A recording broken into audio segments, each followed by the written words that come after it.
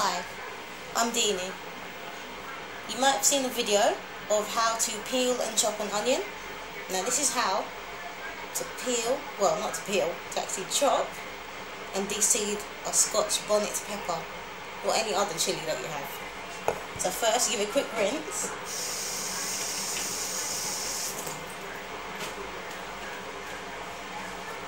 And you cut from the end piece. Cut it down again.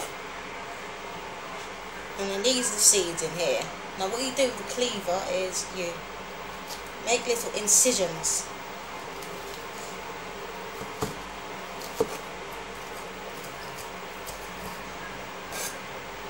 And as you can see, most of these seeds are actually coming out.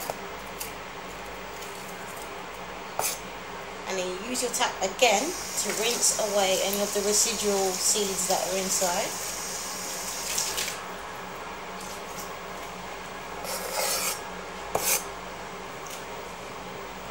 Get rid of that there.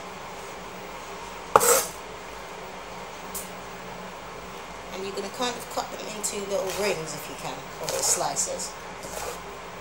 Like that.